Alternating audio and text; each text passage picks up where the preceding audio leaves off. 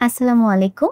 আমি অনন্য পথি। আমি এবছর ২০২৪-২৫ সেশনে মেডিকেল ভর্তি পরীক্ষায় ২২৭ তম হয়েছি। আমার স্কুল অ্যান্ড কলেজ ২ টাই ছিল হলি ক্রস। প্রিপারেশন এর টাইমে বা পরীক্ষার হলে ঢোকা পর্যন্ত আমি আসলে ভাবিনি যে আমার ঢাকা মেডিকেলে চান্স হবে। কিন্তু এক্সাম দেওয়ার পর আমি যখন বাসায় এসে কাউন্ট করলাম, তখন আমার মনে হয়েছিল যে না ইনশাআল্লাহ আমার ৩ কেটেও ঢাকা মেডিকেলে হয়তো হবে। কিন্তু রেজাল্ট দেওয়ার পরে অনুভূতিটা একটু আলাদাই ছিল। খুবই আবেগপ্রবণ হয়ে গিয়েছিলাম সবাই বাসায়। আমার প্ল্যান আসলে ছিল না যে আমি সবগুলো দাগাবো।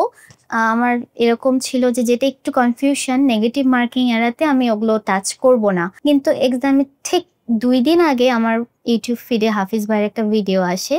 তো ওটাতে ভাইয়া খুব কনফিডেন্স এর সাথে বলেছিলেন যে কিভাবে বেশি দাগালে মানে অলমোস্ট 75 থেকে 80% সিওর হলেও দাগালে চান্স পাওয়ার পসিবিলিটিটা বেড়ে যায়। তো আমার ওটা খুব এনকারেজিং মনে হয়েছিল। কিন্তু তখন আসলে আমার কাছে ট্রাই অ্যান্ড এরর করার টাইম ছিল না যে আসলে এটা করলে এটা হয় কিনা। কিন্তু আমি মানে পরীক্ষায় চান্স নিয়েছিলাম যে যেগুলো আমি 80 থেকে 85% এর মতো সিওর যেটাই হবে আমি দাগিয়েছিলাম। তো ইনশাআল্লাহ হয়েছে। আমি 4.2 এস এ ছিলাম গোল্ড ডিগার্সে। আমি গোল্ড ডিগার্স 4.2 এস এর শুরুতেই ভর্তি হয়েছিলাম। আমি খুব রেগুলার আমার এক্সামে অ্যাপিয়ার করা হতো না। কারণ আমার পড়াগুলো ওভাবে এক্সামের রুটিন অনুযায়ী মানে শেষ হতো না সবসময়। কিন্তু আমার এক্সামের কোয়েশ্চেনগুলো দেখে মনে হয়েছে যে খুব ইজিও হতো না কোয়েশ্চেনগুলো, খুব কঠিনও হতো না কোয়েশ্চেনগুলো। মোটামুটি স্ট্যান্ডার্ড হতো যেটা আমাকে পরের বার আরেকটু ভালো প্রিপারেশন নিয়ে অ্যাপিয়ার করতে হেল্প করতো কোয়েশ্চেনগুলো। আর পরীক্ষা যেটা ভালো ছিল যে টাইম শেষ হয়ে যেত তখন রেজাল্ট আসতো না আর টাইম শেষ হয়ে গেলে, কিন্তু পরে দেয়া যেত নিজের নাম্বার দেখার জন্যই। তো আমার যদি পরে পড়া শেষ হতো আমি পরীক্ষাগুলো দিতাম যে দেখার জন্য যে আমার প্রিপারেশনটা সত্যি হয়েছে কিনা। আমি মেডিওলজি ম্যাটেরিয়ালস গুলো যখন হাতে পাই তখন আমি আসলে সত্যি বলতে আমি সবগুলো প্র্যাকটিস করে শেষ করতে পারিনি। কিন্তু একটা ছিল মেড ওয়ার্স, আমার ওটা খুব পছন্দ ছিল যে ওইটা খুব চিকন ছিল কিন্তু মেডিকেলের বেসিক ক্লিয়ার হওয়ার জন্য প্র্যাকটিস করার জন্য যে থিওরি প্রয়োজন ছিল সাথে প্র্যাকটিস ওই বইটিতে ছিল। আমার মেডিওলজির বইগুলো সবচেয়ে বেশি যেটা ভালো লাগতো বইগুলো খুব মোটা ছিল না কিন্তু থিওরি আর প্র্যাকটিস সহ চিকন চিকন ছিল। তাই আমি যখন শেষ করতাম আমার মনে হতো যে না আলহামদুলিল্লাহ আমার প্রিপারেশন হয়েছে। আর আমি বইগুলোর রিভিশন দিতে পারতাম। যে একটা যখন ফাইনাল মডেল টেস্টগুলো হচ্ছিল, তখন আমি বইগুলো রিভিশন দিয়ে বিশেষ করে আমার দাগানো ভুলগুলো আমি দেখে একটা নির্দিষ্ট সময়ের মধ্যে শেষ করতে পারতাম। তো এটা আমার জন্য খুব হেল্পফুল ছিল।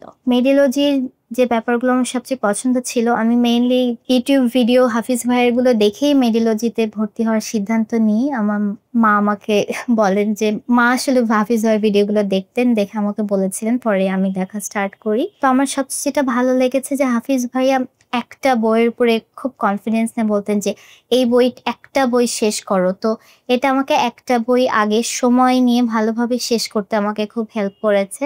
আর ভাইয়া মাঝে মাঝে গাইডলাইন সেশনস নিতেন। ওই সেশনগুলো আমার অ্যাটেন্ড করলে কনফিডেন্স বুস্ট আপ হতো যে না সব চলছে।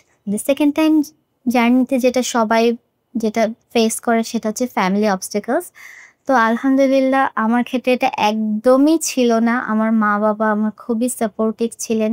আমার ছোট বোন এমনকি আমার যা আত্মীয়স্বজন চারপাশে যারা ছিলেন, কেউই আমাকে কখনো এটা নিয়ে খোঁটা দেওয়া বলতে যা বলে এটা আমার ক্ষেত্রে ছিল না আলহামদুলিল্লাহ। কিন্তু হ্যাঁ, নিজের যেটা থাকে যে আমার হয়নি এখনো, অন্যরা ক্লাস শুরু করে দিয়েছে ক্লাসমেটরা।